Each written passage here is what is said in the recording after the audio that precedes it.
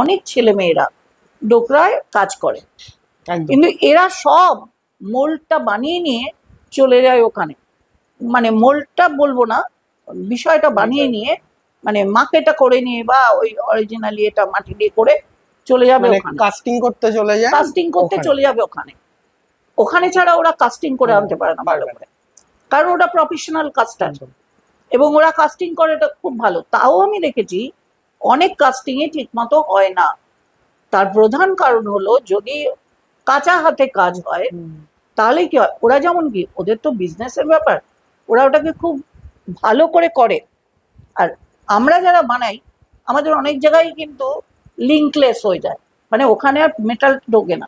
আচ্ছা। এবং মেটালটা যদি ওখানে না ঢোকে ওখানটা এবড়ো খেবড়ো হয়ে যাবে, ওখানটা কিছু পড়বে না, কিছু পড়বে না। আর মেটালটা না ঢোকার কারণটা কি, না ঢোকার কারণ হলো ওখানে কাজটা ঠিক করে হয়, মানে মোমটা ঠিক করে হয়তো লাগে। এবং ওরা দেখবে দু রকমের মাটি ব্যবহার করে, একটা মাটি তৈরি করে তুষ মিশিয়ে, আরেকটা মাটি তৈরি করে বালি চেলে সেই বালি দিয়ে।